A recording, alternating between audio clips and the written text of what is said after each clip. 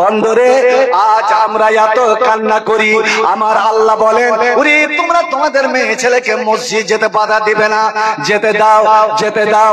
আমার নবী বলতেন ও মেয়ে ছেলেরা তোমরা মসজিদে এসো, নামাজ পড়ো, তবে কতগুলো শর্ত আছে। কি শর্ত? যে তোমরা সাজসজ্জা করে বেশ গোছ গাছ হয়ে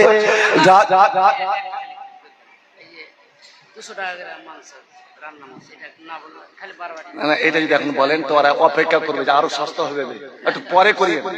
হ্যাঁ তো শুনি নিলেন নাকি? রান্না মাংস 200 টাকা মাত্র, কেউ বেকার করে যাবেন না। দেখেন অনেক সময় ধার দিয়ে সাদকা করা হয়, ধার দিয়ে সাদকা করা হয়। আপনার পড়োশি প্রতিবেশী বেচারা মহারে মারা যাচ্ছে ছেলে পেয়ে নিয়ে, এবার আপনার কাছে এলো কান্না করছে ভাই 1 কিলো চাল দেন তো ধার, বা 100 টাকা দাও 200 টাকা দাও, পরিশোধ, আর বেচারা পরিশোধ করেও দিবে। ওই যে আপনি ওকে ধারটা দিলেন আপনার সাদকা হয়ে গেল। এই যে মাংসটা ঈদগাহের জন্য তো মসজিদের জন্যই তো করেছিলেন, মাংস বেশি হয়ে গেছে, এই মাংসটা বেকার না করে আপনি 200 টাকা দেবেন, আপনি 1 কিলো মাংস নিয়ে গেলেন, রান্না করা মাংস, এবং এই টাকাটা আপনার দানের মধ্যেই গণনা হয়ে যাবে। আশা করি মাংসটাকে বেকারে দেবেন না। হ্যাঁ তোমরা অত সাজগুজ করে আসবে না, আরে সাজ দেখাবে, পোশাক দেখাবে, মেকআপ দেখাবে, রং আলতা পিতা, ঠোঁটে যদি আরো কিছু লাগাও, এটা একমাত্র তোমার পুরুষের জন্য, একমাত্র তোমার পুরুষের জন্য। আজ বলেন তো জালসা আসবে এত সেজে গুজে কেন? কাকে দেখাবার জন্য? এটা তো একটা মসজিদ, তো তোমরা ওই পোশাক পরে আসবে না।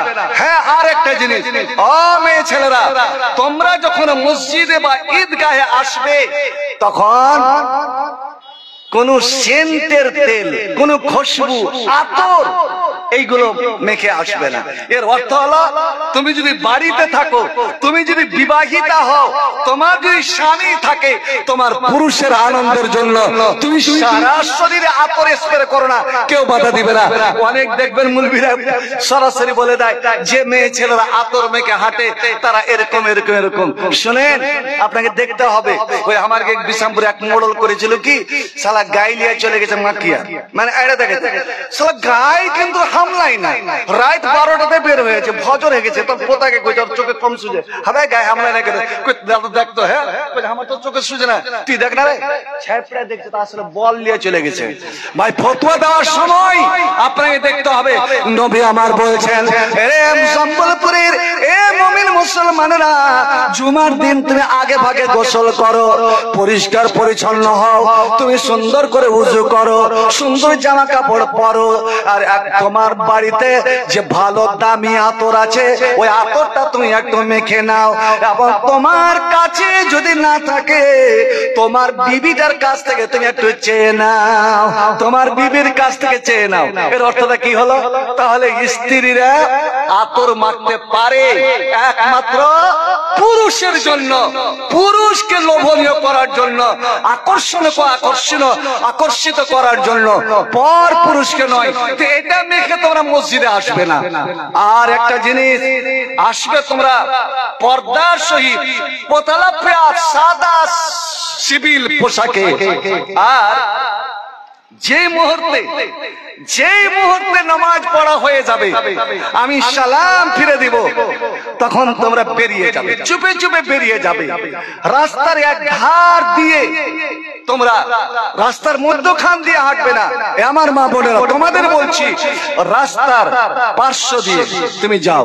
আম্মা জান আয়েশা বলেন আমরা দেখতাম নবীর জামানায়, যে নবীর জামানায় মেয়ে ছেলেরা ফজরের নামাজ পড়তে যেতেন, আমরা মেয়েরা মসজিদে নববীতে যেতাম, আমরা বসে থাকতাম জামাতের অপেক্ষায়, কিন্তু আমরা এমন পর্দা করে যেতাম যে কোন মেয়ে ছেলেকে আমরা চিনতে পারতাম না, যেটা কার মা, কার স্ত্রী, কার বোন, কার মেয়ে। আমরা মুখের কাছে মুখ নিয়ে গিয়ে জিজ্ঞেস করতাম তুমি কে, মান আনতে, তুমি কে। ও যখন নিজের পরিচয় দিত তখন জানতাম। এবার যখন তুমি ফিরে যেত, ওরা তোরা শোন, অনেক অনেক মেয়ে ছেলে ছেলের চাদর, রাস্তার ধারে যে টাটি বা কাঁটা দেওয়া থাকতো ওই কাঁটাতে এটকে যেত। মেয়ে ছেলে এত জড়সড় হয়ে রাস্তার এক পার্শ্ব দিয়ে, বন্ধু আমার, আমাদের এসবের যে জালসার মতন নয় যে রাস্তার মধ্য দিয়ে মেয়ে ছেলেরা, আল্লাহ রে আল্লাহ, এই জালসা নামে কলঙ্ক, জালসাতে বাজারে লাগালাম, আর ওই বাজারে চলে হিন্দোলা, ওই বাজারে চলে হিন্দোলা, ওই বাজারে চলে জাম্পার। বন্ধু আমার, চিন্তা করো তো দেখি, সার্কাসে আছে হিন্দোলা, সার্কাসে আছে জাম্পার। ওরে মেলা লাগে আপনার হিন্দুরকে কোন উৎসবে, কোন পূজা উপলক্ষে। এবার আমার দিনই জালসাতে যদি মেলা লাগে আর ধর্মীয় জালসাতে যদি আপনার ওই সব হিন্দোলা আর জাম্পার আসে, আপনি বলুন তো দেখি ওই মেলাতে আর এই ধর্মীয় সমাজে তফাৎটা কি হলো? তফাৎ এটুকুই, আমার মতে, আমাকে ক্ষমা করবেন, যে ওদের মেলাতে থাকে মূর্তি, ওদের মেলাতে থাকে মূর্তি, আর আমাদের ধর্মীয় জালসাতে শুধু মূর্তিটা নাই, বাকি সব কিছু আছে। ও মেয়ে ছেলেরা, তোমরা রাস্তার পার্শ্ব দিয়ে যাও এবং বাড়িতে ঢুকে যাও। নবী করিম পুরুষদেরকে বলে রাখতেন, লা তাখরুজু, এ পুরুষের দলেরা, এ যুবকের দলেরা, তোমরা মসজিদ থেকে বের হবে না, তোমরা ঈদগাতে বের হবে না, যতক্ষণ পর্যন্ত তোমাদের মায়েরা, তোমাদের বোনেরা, তোমাদের বেটিরা, তোমাদের স্ত্রীরা ওরা নিজের নিজের বাড়িতে ঢুকে না যাবে। ইসলাম কত সুন্দর পদ্ধতি দিয়েছেন ভাই আমার। মেয়ে ছেলেকে আসতে দাও, খবরদার বাধা দিও না। জিজ্ঞেস করি, এত বড় মাদ্রাসা আছে আপনাদের, হযরতে উসমান রাদিয়াল্লাহু তাআলা আনহু, নবীর খলিফা, নবীর দুইটা মেয়ের স্বামী, যাকে বলা হয় জিন্নুরাইন, এই হযরত উসমানের এক ছেলের নাম ছিল হেলাল। হেলালের বউটা ছিল খুবই সুন্দরী, খুবই সুন্দরী। এই হেলাল কিন্তু সাহাবিয়ে রাসূলের ছেলে। হেলাল নিজের বউকে মসজিদ যেতে দিত না, নবীর মসজিদ, যেই মসজিদে এক রাকাত নামাজ মানে 1000 রাকাতের সমান। এবার সুবহানাল্লাহ বলা যাবে না? এক ওয়াক্তের নামাজ মদিনার মসজিদে 1000 ওয়াক্তের। আর যদি আপনি রিয়াজুল জান্নাতে নামাজ পড়ার সুযোগ পেলেন, মাত্র 2 রাকাত নামাজের আপনাকে অবসর দিবে, তাহলে তো আপনার নসিব চমকেই গেল। সেই মসজিদে হেলাল নিজের স্ত্রীকে যেতে দিত না। হযরত উসমান শুনতে পেলেন যে আমার ছেলে আমার বৌমাকে যেতে দিচ্ছে না, ছেলেরাকে জমা করলেন, এই হাদিসটাই শোনাচ্ছেন, এই হাদিসটা কাল রাসূলুল্লাহ কামনা হ্যাঁ লিয়ে লো। হেলাল শব্দটাকে বলছেন নবী, কাল রাসূলুল্লাহ সাল্লাল্লাহু আলাইহি সাল্লাম, আমার জানের জান, প্রাণের প্রাণ, যার জন্য জীবন কুরবান করাটা বড় ভাগ্যের নসিবের ব্যাপার। নবী বলেছেন যে পুরুষেরা, পুরুষের দলেরা, তোমরা তোমাদের নারীদের, মেয়েদেরকে আল্লাহর মসজিদ থেকে বাধা দিও না, কারণ ইসলাম সবার জন্য। আমার নবী পুরুষের জন্য, মেয়েদের জন্য, লিন্নাসে কাফা, আল্লাহর কোরআন সবারই জন্য, নরের জন্য, নারীর জন্য। শুধু তফাৎ এইটুকু যে পুরুষেরা দাওয়াত তাবলীগ দিবে আর মেয়েরা শ্রোতা হয়ে শুনবে। একটা মেয়ে ছেলে মেম্বারে চড়তে পারে না। এই যে আগে আগে মেয়ে ছেলেরা ঈদের নামাজ মসজিদে পড়তো, ভাই আমার, ঈদের সালাতের জন্য শর্ত হলো খুতবা। খুতবা মেয়ে ছেলে খুতবা দিতে পারে না, কারণ ওয়ামা আরসালনা মিন ক্বাবলিকা ইল্লা রিজালা, আল্লাহ কোরআনে বলছে আমি কোন নারীকে নবী করিনি। মেয়েরা আপনার রিসালাতের দাওয়াত দিতে পারে না, মেয়েরা মুয়াজ্জিন আযান দিতে পারে না, মেয়ে ছেলেরা সবারই যৌথভাবে ইমামতি করতে পারে না। এই জন্য মসজিদে তাদের নামাজ নাই, যদি ব্যবস্থা না থাকে। যদি ঈদগাহে ব্যবস্থা না থাকে তাহলে মসজিদে যে এতদিন নামাজ পড়ে এসেছেন এটা ভুল, মসজিদে ওদের নামাজ নাই। এবার বলছেন হযরত উসমান নবীর নাম নিয়ে, নবী বলেছেন, রাসূলুল্লাহ সাল্লাল্লাহু আলাইহি ওয়াসাল্লাম বলেছেন, ইশারাতে বলতে চান, বেটারে তুমি যদি বৌমাকে বাধা দিয়ে থাকো, আজ থেকে বাধা দিবে না, আমার বৌমাকে মসজিদ যেতে দিবে। হেলাল উঠে দাঁড়িয়ে বলছে, ইয়া আবাতে, আব্বা জান, আম্মা আনা, আপনার হাদিস আমি মানলাম, নবীর হাদিস আমি মানলাম, নবীর আমি সম্মান করি, নবীর আমি ইতাআত করি, সব কিছু করি আব্বা, নবীর একটা হাদিসের জন্য আমি জীবন দিতে প্রস্তুত, কিন্তু যতটুকু আপনার বৌমার ব্যাপার, আমার স্ত্রীর ব্যাপার, আমার স্ত্রীকে আমি, আমার এটা ব্যক্তিগত মত, আমার স্ত্রীকে আমি মসজিদ যেতে দিব না। সুবহানাল্লাহ। ভাইরে আমার, এ নবীজি বাবারা, তোমার আপনার ছেলে আপনার সঙ্গে, আপনার সামনে শরীয়তের বিরোধিতা করে, আপনি তার সঙ্গে চলাফেরা করেন কিনা? হযরত ওসমান আবার বলছেন, আমি বলছি নবী বলেছেন তোমরা মেয়ে ছেলেদেরকে যেতে দাও, আর তুমি বেটা আমার, তোমার এত বড় সাহস যে তুমি বলছো যে আমি আমার বউ, আমি আমার স্ত্রীকে মসজিদ যেতে দিব না। বল এবার কি বলছিস? হে আব্বা, আমার ওটাই মত, আমি আমার স্ত্রীকে মসজিদ যেতে দিব না, অন্য ছেলেদের আমি নজরে পড়তে দিব না, কোন ছেলে যেন আমার স্ত্রীর দিকে যেন লোভনীয় দৃষ্টিতে না তাকায়। আল্লাহু আকবার। হযরতে ওসমান এত নরম দিলের মানুষ ছিলেন যে বন্ধুরে, যার সম্বন্ধে পাওয়া যায় যখন তিনি কোন কবরকে দেখে নিতেন, আল্লাহ এমন ডুকরে ডুকরে তিনি কাঁদতেন যে হাত্তা ইয়াবুল্লাহ লাহিয়াতাহু, ওর দাড়ি টপকে টপকে, দাড়ি ছিল লম্বা লম্বা লাভি পর্যন্ত, দাড়ি টপকে টপকে যে অশ্রু জল গড়াতো, সে আল্লাহর কসমকে, আল্লাহর কসমকে আমি বললাম, আমি আল্লাহর কসমকে বলছি, আমি যতদিন বাঁচবো তোর মতন আমি নালায়েক বেটার সঙ্গে আমি আজ জীবনে কথা বলবো না। শপথ করে নিলেন নবীর হাদিসের বিরোধিতা করার কারণে। আজ যদি কেউ ব্যঙ্গ করে, পায়ে পা মিলা নিয়ে ব্যঙ্গ, জোরে আমিন বলা নিয়ে ব্যঙ্গ, চিন্তা করেছেন যে নবী কোনদিন তো জোরে আমিন বলেনি? তারা বলছে নবী জোরে আমিন বলেনি। ভাই কিন্তু নবী কি বলেছেন? ইজা ক্বালাল ইমাম ওয়ালা দাল্লিন, ইমাম যখন ওয়ালা দাল্লিন বলবে, ফাকুলু আমিন, তোমরা আমিন বলো। সাহাবায়ে কেরামেরা বলছেন আমরা এত জোরে আমিন বলতাম যে মসজিদ গম গম গম গম করে বেজে উঠতো। সুবহানাল্লাহ। নবীর এতগুলো হাদিস, ভাই ওরা যাকে পীরানে পীর দস্তেগীর বলে, অর্থাৎ গাউসে আজম আব্দুল কাদের জিলানী, যার এতটা শক্তি যে আল্লাহ আরশ থেকে পড়ে গেলেন, নাউজুবিল্লাহ, এই আসমানে পড়লো, ওই আসমান থেকে ওই আসমান, ওই আসমান থেকে ওই আসমান, আল্লাহ পড়তে আছে। এই গাউসে আজম হাত বাড়িয়ে ধরে নিয়েছিল। ওই আব্দুল কাদের জিলানী তার কিতাবে লিখছে, এরে আলে হাদিসেরা, তোরা শুভ সংবাদ নিয়ে এলে, তোরা শুভ সংবাদ নিয়ে এলে, বেদাতি হওয়ার জন্য একটা পরিচয়, কারা বেদাতি, কারা পথভ্রষ্ট, কারা জাহান্নামী, তোরা একটা পরিচয় নিয়ে নে, যে যারা আমিন জোরে বলবে, এই আমিন বললে ওয়ালারাকে ওরা গালি দিবে, আমিন বললে ওয়ালারাকে গালি দিবে। সুবহানাল্লাহ। কারণ আমিনটাই এত বড় দোয়া। নবী আমার বললেন, এরে সম্বলপুরের যুবক যুবকেরা, এ আমার ভাইরা, বন্ধুরা, বাবাজিরা, তোমরা জোরে আমিন বলো, কারণ তোমরা এই সম্বলপুরের মাটিতে আমিন বলেছো, আর তোমরা যতজন আমিন বলেছো ততজন আল্লাহর ফেরেশতা, নূরের ফেরেশতা, তোমাদের সুরে সুর মিলিয়ে, তোমাদের কণ্ঠে কণ্ঠ মিলিয়ে ওরাও জোরে আমিন বলেছে। এবার নবী কি বলছেন শুনুন, তোমরা বললে আমিন, আল্লাহ কবুল করো, আল্লাহর ফেরেশতারা বললেন আমিন, আল্লাহ তুমি কবুল করো।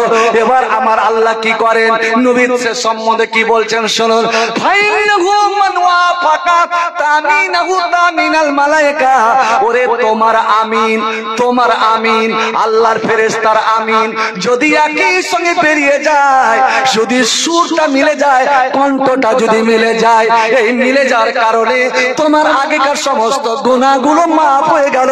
একবার জোরে বলুন আলহামদুলিল্লাহ। রহিম বলে আসিয়াছি মাওলার দরবার, আল্লাহ তাড়ায়ও না মরে, তোমারই দরজার গোলাম, তোমারই দুয়ারে। আসিবারই কথা ছিল নিয়ে নেকির বোঝা, ভাগ্য দোষে আসতে হলো নিয়ে পাপের বোঝা। আসামির ওই স্বীকারোক্তি ক্ষমা পাওয়ার পর আল্লাহ তাড়ায়ও না নাম রে, তোমারই দরজার গোলাম, তোমারই দুয়ারে। জানি আল্লাহ মহাদোষী, জানি আমি মহাপাপী, বড় গুনাহগার, তুমি কিন্তু সবার বড়। আল্লাহু আকবার, জোরে বল আল্লাহু আকবার, আরো জোরে আল্লাহু আকবার। জানি আমি মহাপাপী, বড় গুনাহগার, তুমি কিন্তু সবার বড়। আল্লাহু আকবার। তুমি করিলি ক্ষমা, কে জিজ্ঞাসিবে তোর? আল্লাহ তাড়ায় না মোরে, তোমারই দরজার গোলাম, তোমারই দুয়ারে। বন্ধু উসমান শপথ খেয়ে কসম খেয়ে নিলেন নিজের বেটার ব্যাপারে, বেটারে তুই এত বড় কথা বললি, আমার নবীকে এত বড় কষ্ট দিলি রে। আমি দুশমন রাসূল, আর রাসূলের দুশমনের সঙ্গে আমি কোনোদিন কথা বলতে পারি না। বন্ধু হাজরাতে হেলাল মনে করেছে এটা কথার কথা, আব্বা বোধহয় একদিন নরম হয়ে যাবে। বছর যায়, হেলাল মহা চিন্তায় পড়ে গেলেন। বারবার বন্ধু বান্ধবকে সঙ্গে করে আসেন, বাবার হাত ধরা, বাবার কাছে ক্ষমা নেওয়ার চেষ্টা করেন। হযরত ওসমান কাঁদতে কাঁদতে বলেন, ওরে আমার সামন থেকে সরিয়ে নাও, ও আমার ভুল করেনি, আমার কোনো ক্ষতি করেনি, আমার সঙ্গে তো এসে দুর্ব্যবহার করেনি, ও আমার নবীকে কষ্ট দিয়েছে রে। নবীর একটা হাদিসকে অস্বীকার করেছে, অথচ নবীর নাফরমান, ওকে ক্ষমা চাইতে হলে নবীর কাছে ক্ষমা চাইতে হবে। আর নবী তো দুনিয়াতে নাই, নবী দুনিয়াতে নাই, অতএব আমি নবীর পক্ষ থেকে ক্ষমা করতে পারবো না। বন্ধু আমার, হযরতে ওসমান শহীদ হয়ে গেলেন, হযরত ওসমান মারা গেলেন। ওলামাদের জিজ্ঞেস করবেন, যে নাফরমান ছেলে, ওরে মুনকির হাদিস, যে নবীর একটা হাদিসকে অস্বীকার করেছিল, তার সঙ্গে হযরত ওসমান ফালাইনা তাকাল্লাম, কোনোদিন জীবনে কথা বলেনি, জীবনে কথা বলেনি। এমনকি ইতিহাস সিরাতে ওসমানে পাওয়া যায়, ওসমান মৃত্যুকালে বলে গিয়েছিলেন, আমি যখন মারা যাব, আমি এটা বলিনি যে আমার ছেলে জানাজার জন্য না পড়ে, ও জানাজা পড়বে। কিন্তু শুনে না, যেহেতু আমার নবীর একটা হাদিস অস্বীকার করেছে, আমার নবীর নাফরমান, আমি নবীর আশিক, আমি নবীর গোলাম, ওতে আমার মরা শরীর, আমার মরা দেহ যেন আমার ওই ছেলের স্পর্শ না করে, না ছয়, আমাকে যেন গোসল না দেয়। বন্ধু আমার, ওতে আপনি শুনে নিলেন যে আমার মা বোন মসজিদে যেতে পারে 5 ওয়াক্ত নামাজের জন্য, কিন্তু এটা তার জন্য ফরজ নয়, ফরজ নয়। নবী আমার বললেন, ও মেয়ে ছেলেরা, তোমরা নির্বিঘ্নে মসজিদ আসতে পারো, পুরুষ ইমামের পিছনে, পুরুষ লোকের পিছনে তোমরা নামাজ পড়তে পারো, কিন্তু শুনে নাও, ওয়াল বুয়ুতু খায়রুল লাহুন্না, ওরে বাড়িতে তোমরা যদি 5 ওয়াক্তের নামাজ পড়ো, এই নামাজটা তোমাদের জন্য উত্তম, বেশি ভালো।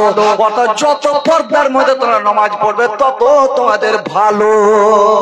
এবার ঈদের নামাজে আসুন।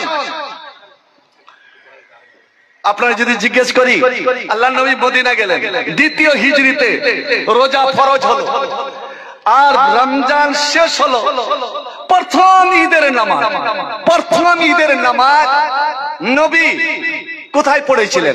মসজিদে না মসজিদে নয়, এই নামাজটা হবে বাইরে, এই নামাজটা হবে বাইরে, ফাঁকা মাঠে। এটা মহা দরবারকে কাঁপিয়ে আল্লাহর আরশ, আল্লাহর দরবার ঘেরাও করার জন্য। আল্লাহু আকবার।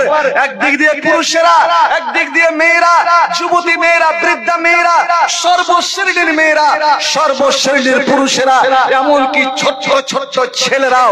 এমন নবী বলে দিলেন যে তোমরা এই মিছিল গাইতে গাইতে বের হবে, পুরুষেরা এক রাস্তা দিয়ে আসবে। ধরেন এটা যদি পুরুষদের ঈদগাহ হয়, ধরে নেন কিছুক্ষণের জন্য আপনারা এই রাস্তা দিয়ে এলেন, আমার মা বোনেরা ওই রাস্তা দিয়ে এলো, ওরা মিছিল গাইতে গাইতে চিল্লা চিল্লা না, গুনগুন গুনগুন করে আল্লাহু আকবার। কিন্তু আপনারা জোরে জোরে পড়বেন, আল্লাহু আকবার, আল্লাহু আকবার, ওয়ালা ইলাহা ইল্লাল্লাহ, আল্লাহু আকবার, আল্লাহু আকবার, ওয়ালিল্লাহিল হামদ। আমার ভাইরা বন্ধুরা মা ও বোনেরা ওরে আল্লাহর কাছে দোয়া শুরু করে দেয় নিজের ভাষায়। হে রব্বুল আলামিন আর সম্বলপুরে তোমার বান্দা বান্দিরা যে তাওহীদের গান আমাদের শোনালো আল্লাহ তুমি এদেরকে ক্ষমা করে দাও হে রব্বুল আলামিন। আর কাল কিয়ামতের কোটে রোজে মাশারে আল্লাহ এদের জন্য আমাদের তুই সাক্ষী বানিয়ে নাও। আমরা এদের পক্ষ থেকে সাক্ষী দিব যারা তাওহীদের সৈনিক তোমার পথে জয়রা রাস্তা দিয়ে এলেন। এ পুরুষেরা এই রাস্তার সমস্ত কিছু একবার তোমাদের জন্য দোয়া করলো, এবার রাস্তা চেঞ্জ করে দাও, তোমার সাক্ষী বেড়ে গেল। এ আমার মায়েরা বোনেরা তোমরা ওই রাস্তা দিয়ে এলে, তোমরা তসবিহ পড়তে পড়তে আবার এই রাস্তা দিয়ে গেলে, তোমারও তোমাদের সাক্ষী বেড়ে গেল, তোমাদের দোয়া করায় এসো না মন প্রাণ জুড়ায়, এসো না আল্লাহর নামের গান গায়, এসো না মন প্রাণ জুড়ায়। আল্লাহু আকবার বলো, আল্লাহু আকবার, আল্লাহু আকবার বলো, আল্লাহু আকবার। এ মধুর নামটি নিলে হৃদয় হাসে, এ মধুর নামে সুখ নেমে আসে। আলা বিযিকরিল্লাহ তাতমাইন্নুল কুলুব। ভাই আমার একমাত্র মনের শান্তি, মনের শান্তি ওই এক ডালি একটা গ্রাম আছে আপনাদের এখানে পারছে না, এক্ষুনি আমার বন্ধু ডাক্তার মুবারক আমাকে নিয়ে গেছিলেন এক ডালিয়া। ওনার বাবা আব্বা, ওনার 4 ভাই, একজন মিলিটারি, একজন ইঞ্জিনিয়ার, একজন আর উনি ডাক্তার। ওর বাবার সঙ্গে অনেক কথা হলো বেচারা, যে আমরা হান্ত্রিকে শুধু থাকতাম, এখন মসজিদ আমরা বানিয়েছি, মানলে এরকম টেনশন। আমি ওকে বললাম টেনশন করিয়েন না, আপনি একটা দোয়া খুব বেশি বেশি করে পড়বেন, খুব বেশি বেশি করে। লা হাওলা, এবার আপনারা পড়ুন তো, লা হাওলা ওয়ালা কুওয়াতা ইল্লা বিল্লাহিল আলিয়্যিল আযীম। নবী বলছেন আবু মুসা আশআরী তুমি জানো কি ফাইন্না কুনুজিল জান্নাহ, ওরে মানুষ যদি গুপ্ত ধন পুঁতা টাকা যদি পেয়ে যায় আল্লাহরে দেখাবেও বাড়ি ছুটবে। আর এটা হলো আল্লাহর আরশের নিচেকার গুপ্ত ধন, আল্লাহর আরশের নিচেকার গুপ্ত ধন। একবার আপনারা সবাই পড়ুন তো, লা হাওলা ওয়ালা কুওয়াতা ইল্লা বিল্লাহ। আর আল্লাহ নিজে ডাক দিয়ে বলছেন আলা বিযিকরিল্লাহ তাতমাইন্নুল কুলুব। এ সম্বলপুরে ছেলেরা মেয়েরা, এ নর নারীরা, ওরে এত টাকা পয়সা ইনকাম করছি তবুও তোর জীবনের শান্তি নাই। আয় শান্তি যদি নিবি তো শান্তির নীড় আমার ঘর মসজিদে ছুটে আয়, শান্তির নীড় তোরা ঈদগাহে ছুটে আয়, আর সদল বলে ছুটে আয়, নর নারী ছুটে আয়, ছোট বড় ছুটে আয়, তাসবিহ তাহলিল জিকির আজকার করতে করতে ছুটে আয়। জনামেতে এ নামে বদল আল্লাহু আকবার বলো, আল্লাহু আকবার, আল্লাহু আকবার বলো, আল্লাহু আকবার। এসো না আল্লাহর নামের গান গায়, এসো না মন প্রাণ জুড়ায়। আল্লাহু আকবার বলো, আল্লাহু আকবার, আল্লাহু আকবার বলো, আল্লাহু আকবার। এ মধুর নামটি নিলে হৃদয় হাসে, এ মধুর নামে সুখ নেমে আসে। এই নামের তুলনা, এই নামের তুলনা আল্লাহ, এই নাম আল্লাহ নামের তুলনা মিলে না, মিলে না, তুলনা নাই নাই নাই। এ শোনা আল্লাহ নামের গান গায়, এ শোনা মন প্রাণ জুড়ায়। আল্লাহু আকবার বলো, আল্লাহু আকবার, আল্লাহু আকবার বলো, আল্লাহু আকবার। একটু শুনছিলাম, আমাদের যাচ্ছিলাম ওই ওয়াকফের সম্বন্ধে, আপনার ওয়াকফের জমি সম্বন্ধে। আহারে মুসলমানদের সব হারিয়ে দিলে রে, আর বিক্ষোভ করতে হবে, আন্দোলন করতে হবে ভাই আমার। কিন্তু কোথায় বলেছে, কোন ইসলাম বলেছে যে বিক্ষোভ আন্দোলন করতে গিয়ে তুমি তোড় ফোড় করো, ভাঙচুর করো, সরকারি সম্পত্তি নষ্ট করো, রাস্তা অবরোধ করো, মানুষের ক্ষতি করো? এটা কোন ইসলাম তোমাকে প্রশ্রয় দিয়েছে কি? আহারে আল্লাহ, উহুদের যুদ্ধে নবী বলছেন আমার তলোয়ার কে আছো, আমার তলোয়ার খানা নিবে, কিন্তু তলোয়ারের হক আদায় করতে হবে। একে একে সব ফিরে গেল। হযরত আবু দুজানা একদম উলঙ্গ শরীর, শুধু গামছার পট্টি বেঁধে আছে, লাল গামছার পট্টি মাথায়। হযরত আবু দুজানা বলছে আনা ইয়া রাসূলুল্লাহ, হুজুর আমার হাতে দেন। তলোয়ার দিতে দে বলছে, হুজুর আমা হাক্কুহু, এই তলোয়ারের দাবি কি? নবী আমার বললেন যার উপরে পড়বে এমন ভাবে মারো একই চোপে যেন শেষ, একই আঘাতে যেন শেষ। আর হ্যাঁ শোনো, আজ উহুদের মাঠে এই মুশরিক কাফেরেরা মেয়ে ছেলেকে পুরুষের পোশাক পরিয়ে নিয়ে এসেছে। কতগুলো মেয়ে ছেলে যুদ্ধের ময়দানে পুরুষের পোশাক পরে হেলমেট পরে নেমে গেছে, ওরা নর না নারী চিনতে পারবে না। খবরদার, মুহাম্মদ রাসূলুল্লাহর তলোয়ার যেন কোনো দুশমনের মেয়ে ছেলেকে আঘাত না করে। আমার তলোয়ারের ধারে যেন কোনো দুশমনের মেয়ে ছেলে রক্ত না লাগে। হায় রে ইসলাম, হায় রে শান্তি প্রিয় নবী। আবু দুজানা বুক ফুলিয়ে সিনা টান করে যখন হাঁটতে লেগেছে, নবী বলছেন এই চাল আল্লাহর খুব অপছন্দ, তবে যুদ্ধের ময়দানে এটা আল্লাহর খুবই পছন্দ এবং নেকিতে গণনা। দেখছে আবু দুজানা যে একটা মুশরিক, একজন কাফের মুসলমানের খুব ক্ষতি করছে, একে মারছে ওকে মারছে। আবু দুজানা নিশান করলো, তোকে আমি ছাড়ছি না। এ মারতে কাটতে গিয়ে ওই মুশরিক কাফের তার উপরে তলোয়ার উঠে নিয়েছে, আল্লাহু আকবার করে মারতে যাবে, আর ও ভয় খেয়ে গিয়ে আইয়া উঠেছে, মাথার হেলমেট পড়ে গেল। আল্লাহু আকবার। আবু দুজানা ভাবছেন, আল্লাহ রে, যাকে এতক্ষণ ধরে আমি খালু মনে করছি না, ই তো খালা, যাকে আমি পুরুষ মনে করছি না, ই তো মেয়ে ছেলে। কে সেটা জানেন?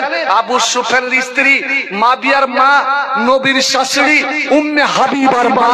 আল্লাহ তলোয়ার একদম মাথা ছুঁই ছুঁই তলোয়ার রুকে নিলেন। এ হলো ইসলাম, এ হলো ইসলাম।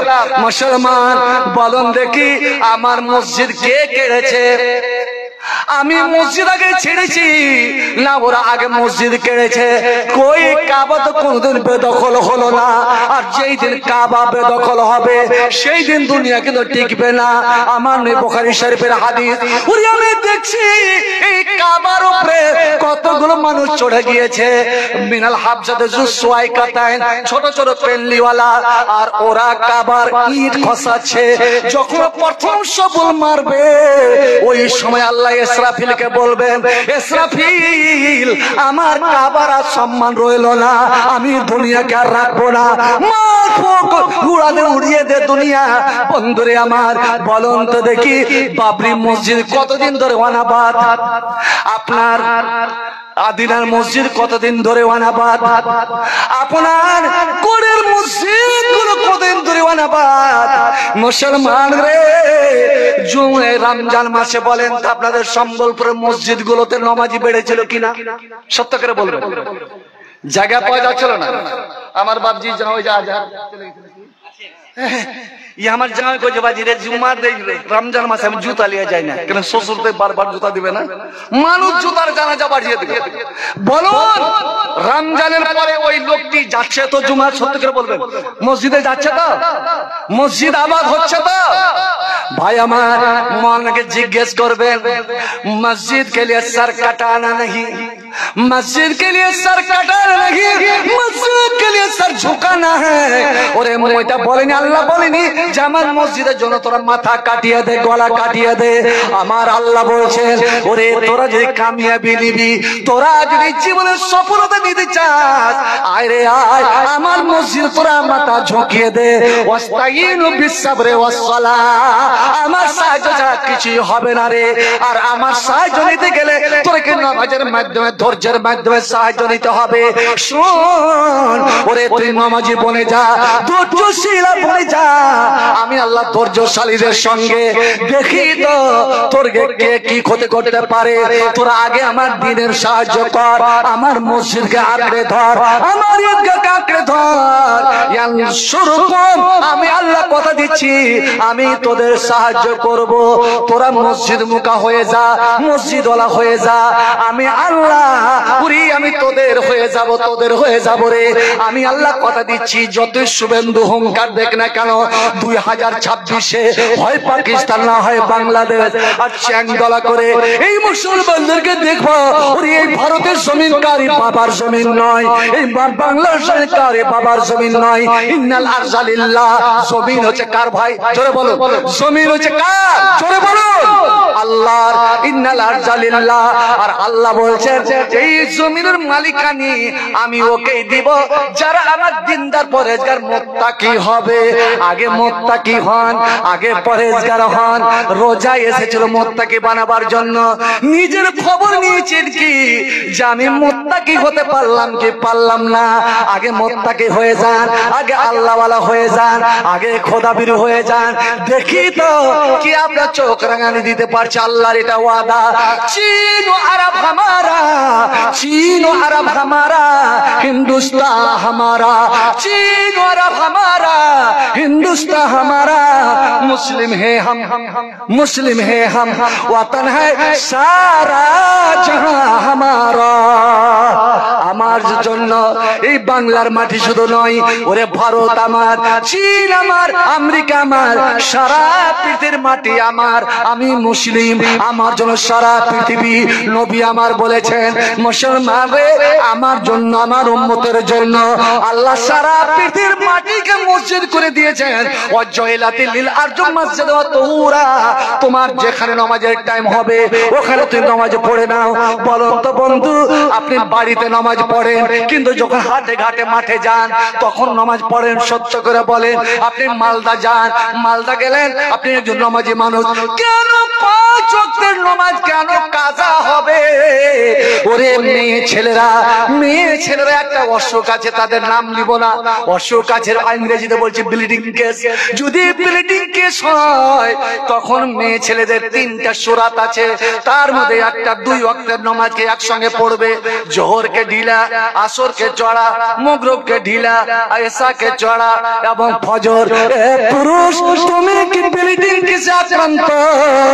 কেন তোমার 5 ওয়াক্তের নামাজ কাজা হবে? কেন তুমি একসঙ্গে আদায় করবে? যেখানে নামাজের টাইম ওখানে নামাজ পড়ে নাও। আমার নবী বলেন আসরে তোমার সবচেয়ে পবিত্র আমল, আল্লাহকে খুশি করা আমল হচ্ছে আসসালাতু লিওয়াক্তিহা। টাইমের উপরে, ওয়াক্তের উপরে তুমি নামাজ আদায় করো। করেছি কি আমরা? ভাই আজান শুনছি, চায়ের দোকানে বসে আছি, আজান আজান হচ্ছে, চা ঘুরছে। আমার মহল্লা জিজ্ঞেস করো যে সাহাবার পরিচয় কি ছিল, সাহাবার পরিচয় কি ছিল? आ गया घर आईने लड़ाई में वक्त नमाज। आ गया अगर आईने लड़ाई में वक्त नमाज के बुला रूहों के जमी पोशुई को में हेजाज। ওরে সাহাবায়ে কেরাম যুদ্ধের ময়দানে বীর বিক্রমে যুদ্ধ চলছে, মুশরিক কাফেরেরা মুসলমানকে সুযোগ দেয় না। আর ওই সময় যদি আজান হয়ে গেল তলোয়ার ফেলে দিয়ে, শস্ত্র ফেলে দিয়ে, তায়াম্মুম করে নিয়ে কিবলার দিকে মুখ করে উড়ে তার নামাজে দাঁড়িয়ে গেল রে আল্লাহর দরবারে, আল্লাহর সাহায্য প্রার্থনায়। সুবহানাল্লাহ সুবহানাল্লাহ। पूछा जाने के फकीर के, अमीर के, गरीब के, बादशाह के, एक ही सब में खड़े हो गए। महमूद हयात ना कोई बंदरा ना कोई बंदाए नमाज। আল্লাহর রহমত যেমন করেছিল, আল্লাহর রহমত সাহেব বর্ষণ হয়েছিল। এমনকি দাজলান নদী, ভরা নদী তাদের কথা শুনে নিয়েছিল। বন্ধু আমার, কোন পুল ছিল না, সেতু ছিল না। সাহাবায়ে রাসূলরা কলেমার পতাকা নিয়ে ও পানির উপর দিয়ে তারা ঘোড়া ছুটিয়ে চলে গিয়েছিল। ঘোড়ার পুরটা পর্যন্ত পানিতে ডুবেনি। চাঁদ দাজলান নদীকে জিজ্ঞেস করেন সুবহানাল্লাহ। বন্ধু আমার, ওরে সমুদ্র পর্যন্ত আটলান্টিক মহাসাগরে তারা ঘোড়া ফেলে দিয়েছিল রে। আল্লাহ তাদের কথা শুনে নিয়েছিলেন। মুসলমান হযরত উকবা বিন নাফি 27000 সেনাবাহিনী নিয়ে মারাকেশের মরুভূমিতে পড়ে গেছে, পানি টানি কিচ্ছুই নাই। সাহাবায়ে রাসূল দরখাস্ত, হুজুর পানি নাই, মারা যাব। আল্লাহ তোমার নবীর পতাকা, তোমার নবীর কলেমা নিয়ে আমরা বের হয়েছি। আল্লাহ কোরআনকে সিনাতে নিয়ে বের হয়েছি। রব্বুল আলামিন মরুভূমিতে আমরা কি মারা যাব? রে সাহাবায়ে রাসূলরা, আমি দোয়া করছি, আমার সঙ্গে তোমরা আমিন বলো। আর যেমনই দোয়া শুরু করেছে, আল্লাহ রে আল্লাহ এই মাত্র দোয়া শুরু করেছে, আর ওই দেখেন হযরত উকবা বিন নাফির ঘোড়া তড়পিতে আরম্ভ করেছে, পিছনের পা এইভাবে মাটিতে মারতে আরম্ভ করেছে। উকবা বিন নাফি দেখছেন জাল্লাদ দ্বিতীয়বার এত জোরে পা মারলো যে ঘোড়ার হাঁটু পর্যন্ত বালুতে ঢুকে গেল।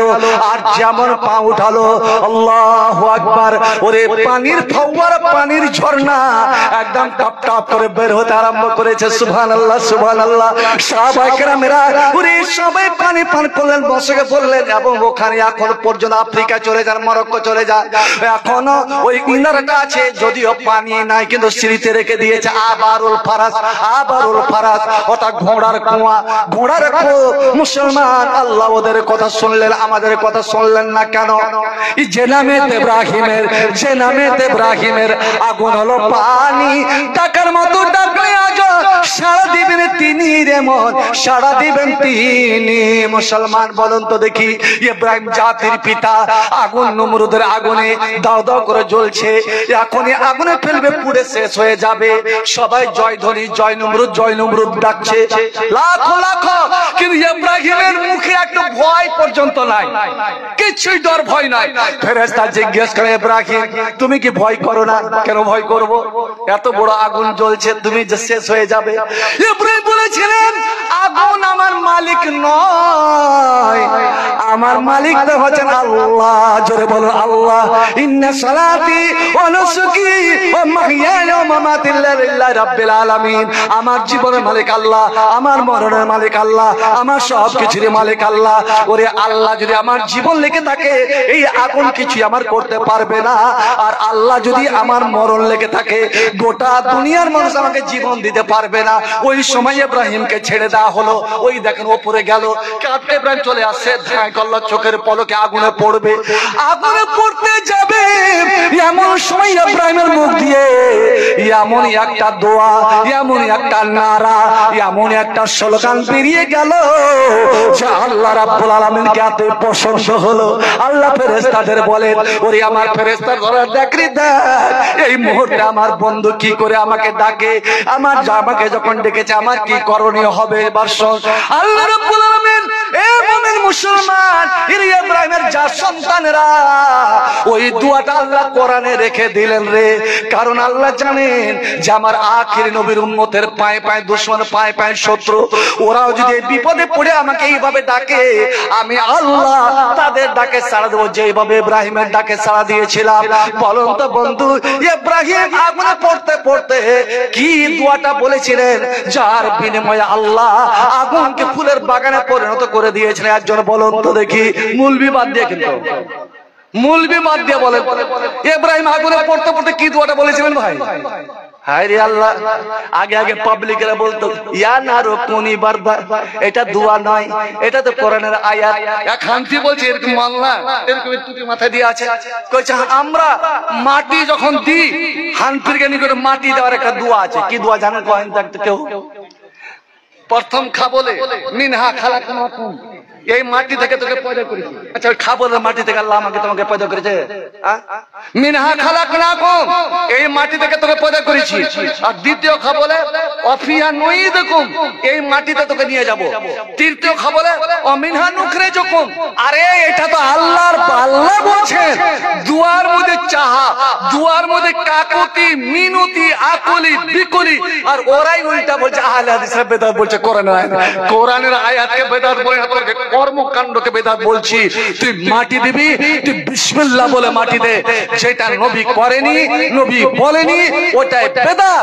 আর বেদাত হলো শয়তানের আবিষ্কার, আর শয়তানের আবিষ্কার যারা করবে ফিন্নার, ওকে যেতে হবে রসতলে জাহান্নামে। বন্ধু আমার, হযরত ইব্রাহিম কি বলেছিলেন? কি বলেছিলেন? একটাই ছোট্ট একটা কথা, আমার সঙ্গে পড়ো, সবারই মুখস্থ হয়ে যাবে। হাসবি আল্লাহ, বুখারী কিতাবুত তাফসীর, ইব্রাহিম আল্লাহ আমার নবী বলেন, ক্বালা ইব্রাহিম হিনা উলকিয়া ফিন্নার, যখন ইব্রাহিমকে আগুনে ফেলা হলো তখন ইব্রাহিম এই দোয়াটা বলেছিলেন, হাসবি আল্লাহ, আল্লাহ আমার জন্য যথেষ্ট, আল্লাহ আমার জন্য কাফি। ওরে নমরুদ রে, তুই গোটা বাগদাদের মানুষকে নিয়ে যদি আমাকে জ্বালাতে চাস, আর আমার আল্লাহ যদি আমার হয়ে যায়, আমি কাউরে দেখে ভয় করি না, কাউকে দেখে ডরাই না, আমার একটা চুল বিগড়িবে না, আমার আল্লাহ আমার জন্য যথেষ্ট। জবানে খালি এসে নিকলা হাসবি আল্লাহ, ইব্রাহিমের মুখ দিয়ে এই মুহূর্তে বের হয়েছে হাসবি আল্লাহ। আর আমার আল্লাহ তখনই বলছেন আগুনকে, ইয়া নারু কুনি বারদা, আগুন রে তুই আমার মাখলুক, ইব্রাহিম আমার মাখলুক, ইব্রাহিম আমার বন্ধু, আমার কাছে সাহায্য চেয়েছে, আমি নাকি তার জন্য। আগুন আমি আদেশ করছি তুই ঠান্ডা হয়ে যা, তুই শীতল হয়ে যা, আমার ইব্রাহিমের একটা চুল পরিমাণ তুই ক্ষতি করতে পারবি না। সুবহানাল্লাহ সুবহানাল্লাহ। যে নামেতে ইব্রাহিমের আগুন হলো পানি, ডাকার মতন ডাকলে সাড়া দিবেন তিনি রে মন, সাড়া দিবেন তিনি। এই যে নামেতে হতাশার জ্বালা গলিতে পর, এই নামের মালা, এই নামের তুলনা হবে না, হবে না, এই নামের তুলনা হবে না, হবে না, তুলনা নাই নাই নাই। এ শোনা আল্লাহর নামের গান গায়, এ শোনা মন প্রাণ জুড়ায়। আল্লাহু আকবার বলো, আল্লাহু আকবার, আল্লাহু আকবার বলো, আল্লাহু আকবার। শুধু টাকা বারবার দেখাচ্ছেন, একটা কথা 3 মিনিট, এত অনুমতি, খালি 3 মিনিট চাইছি। যে ঈদের দিন নবী উম্মে আতিয়াকে, মদিনা একজন খুব গণ্যমান্য মেয়ে, বুদ্ধিমতী মেয়ে, উম্মে আতিয়াকে বলে, আমি আতিয়া তুমি বাড়ি বাড়ি যাও, প্রত্যেক মেয়ে ছেলেকে, সে বুড়ি হোক, দাদি হোক, নানি হোক, পতিন হোক, লাতিন হোক, বউ হোক, শাশুড়ি হোক, সে নাবালিকা হোক বা সাবালিকা হোক, এমন কি হযরত উম্মে আতিয়া বলছেন, ওয়া নুখরুজুল হাইয়াজা, যারা মাসিক অবস্থাতে, ঋতু অবস্থাতে নামাজ পাবে না, ওই মেয়েদেরকেও আদেশ করা হলো তোমরা গোসল করে পরিষ্কার পরিচ্ছন্ন হয়ে বেরিয়ে যাও।